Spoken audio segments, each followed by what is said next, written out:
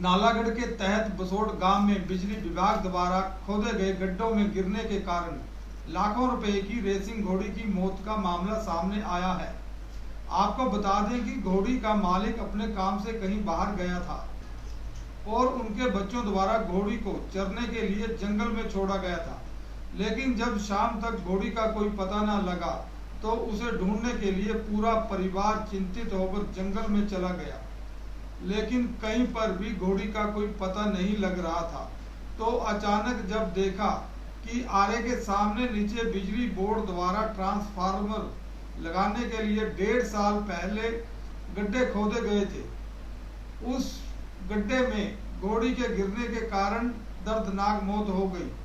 अब पीड़ित सतनाम सिंह ने अपनी घोड़ी की मौत का जिम्मेवार बिजली बोर्ड को ठहराया है और पुलिस चौकी धोटा में शिकायत देकर बिजली बोर्ड व ठेकेदार के खिलाफ कार्रवाई की मांग की गई। इस बारे पीड़ित किसान सतनाम सिंह का कहना है कि वह काम से कहीं बाहर गया हुआ था तो उसने अपनी 3 साल पहले 2.25 लाख की घोड़ी खरीदी थी और उनके बच्चों की ओर से रेसिंग घोड़ी को हर रोज की तरह चरने के लिए जंगल में छोड़ा गया था, लेकिन शाम तक घोड़ी वापस नहीं आई तो पूरा परिवार उसे ढूंढने के लिए जंगल में चला गया।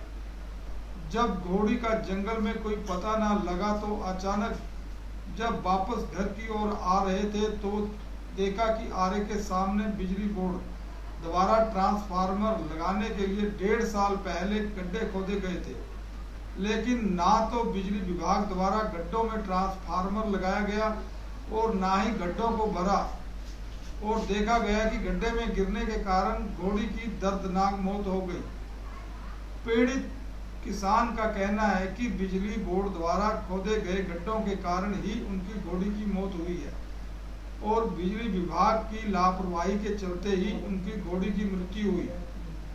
पीड़ित सतनाम सिंह ने पुलिस प्रशासन से आरोपी ठेकेदार व बिजली बोर्ड के खिलाफ उचित कार्रवाई की मांग की। और जो घोड़ी गड्ढे में गिरी है ये सतनाम जी की घोड़ी है जो बसोट गांव के रहने वाले हैं और मेरे ही पड़ोस में ये गांव है।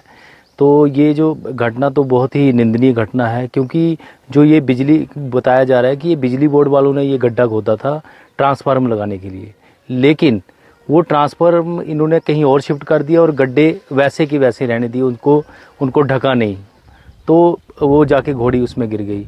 अब यही घटना किसी बच्चे के साथ या कोई महिला बुजुर्ग के साथ हो जाती तो बहुत यानी कि खतरनाक घटना होती और बच्चे की डेथ भी हो सकती थी, जिस प्रकार से ये घोड़ी की डेथ हुई है। अब देखिए, अब ये बेचारे गरीब हैं, इन्होंने बहुत बड़े ही 3-4 साल पहले ये घोड़ी खरीदी थी और बड़े ही शौक से इसको पाला था, तो ये घोड़ी यहाँ पे डेथ होगी इनकी। तो मेरी प्रशासन से भी अनुरोध है, ये इन्होंने अपनी रिपोर्ट भी दर्ज की है, इन्होंने मुझे बताया भी था कि ऐसे ऐसे हो गया है। तो मेरी प्रशासन से भी अनुरोध है कि जो बिजली बोर्ड है उसके ऊपर भी ये कार्रवाई होनी चाहिए, जो कॉन्ट्रैक्ट ठेकेदार को जिसको भी दिया था उन्होंने इस चीज़ का, उसके ऊपर भी सख्त कार्रवाई होनी चाहिए। और जो ये सतनाम सिंह जी है इनको इनका घोड़ी का मुआवजा भी मिलना चाहिए और इसकी भरपाई भी होनी चाहिए। और जितने गड्ढे खोदे गए हैं उनको इनकी बंद कर दिया जाना चाहिए, ताकि ये आने वाले समय में किसी और के साथ ऐसी घटना न घटे।